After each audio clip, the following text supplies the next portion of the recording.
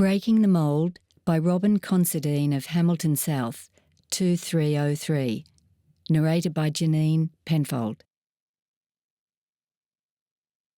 The house renovations around the late 1960s were a big thing in our family. Not that I remember details of these renovations, but I do recall there needed to be fancy wallpaper in the dining room to impress guests at dinner parties. Guests invariably linked to my father's job. My father dominated this wallpaper decision, traditionally a female responsibility, but the need to be in control trumped gender roles. Seeing the wallpaper for the first time, I was appalled. Red with gold flock on all walls, and a dark wooden table and matching chairs with red vinyl seats.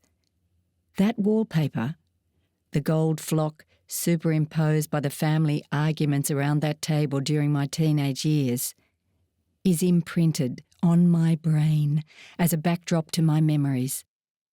My mother was the stereotypical homemaker of the 60s and 70s. Stepford-like routines were applied habitually.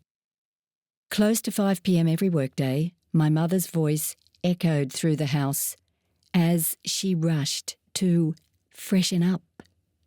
"Quick, tidy up, into the rumpus room, your father will be home soon." Always compliant, in the rumpus room we stayed, while my parents sipped their sherry at the quilted corner bar in the lounge room, and my mother dutifully listened to the events of my father's day, never volunteering nor being asked about the events of her day. The middle of 3, bookmarked by an older sister and younger brother, we led a privileged life, if privilege is defined as house, car, 2 parents and an education. But within the hidden, tight constraints of family controls, opportunities to explore our own voices were taken at our peril. A rarity today, we ate every night as a family at the dining room table, surrounded by that wallpaper in the haze of my father's constant companion, Benson and Hedges, and with a sense of looming conflict. There were discussions over dinner, usually about family rules, although I use discuss euphemistically, as alternate views were inconceivable. Rules were different for the only boy, apparent as puberty surfaced with displays of male sexuality proudly celebrated, whereas for the girls, any interactions with the opposite sex were declared sluttish. I look back at those years without fond memories. My older sister, feisty in nature, was willing to challenge them. After witnessing the often brutal consequences of her challenges via my father's belt, I mostly learnt not to question. I kept quiet. I withdrew. I longed for a family that could debate, be curious, have different opinions. Safely. I acknowledge this was a time of significant social change, confronting for conservative families. The Beatles, the Stones, Woodstock, the pill, feminism, the Vietnam War, and a brash young ACTU leader called Bob Hawke. While mostly quiet around this smoky dinner table, I misguidedly challenged them a few times. Each challenge was met with various threats, always disproportionate to my intended violation of their rules. On participating in the Vietnam moratorium marches, permission was denied, or I was told not to come home, so I lied and went anyway. On Bob Hawke, as directed, I never mentioned such heresy again, but started to secretly explore some of his economic ideas. And on the notion of equality for women, with the sound of my father's hand slapped hard on the table, I shut up. But his reaction lit a fire in me.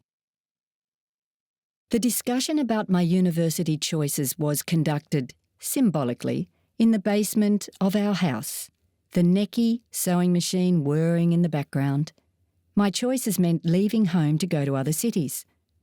While my mother delivered the decisions about my future, I always assumed these were jointly made and she was just the bearer of the bad news. Her indifference, with not even an upward glance from her sewing, was juxtaposed against my futile attempts to plead for my choices, my future. But the answer was always the same. I surrendered, my learned compliance triumphant. Instead, I stayed at home, went to the local university, and reflecting my mother's reasoning for their decision, became a wife and mother, marrying without question to a man I thought to be the antithesis of my father, but in many ways so similar, and naively expecting everything to turn out. Often alcohol-fueled and sometimes violent, the marriage to a man who had inherited his own family's dysfunction, despite his often expressed desire to shed himself of those traits, was doomed to fail. I felt shame, but thought it was preferable to stay in an abusive, controlling relationship rather than have my family endure the social humiliation of the failure of their daughter's marriage. Gradually, and supported by friends and colleagues, I realised by staying in this toxic marriage, I was repeating the patterns of my parents: female submission and male control, risking my son being yet another generation to inherit these destructive behaviours. I needed to break the mould for the sake of my own potential and for my son's future. I faced the shame, wearing my parents' derogatory label, a single parent, and chose divorce as the catalyst to autonomy in making choices for my life. While not easy, over many years, autonomy allowed me to safely question my life and to shape my own values.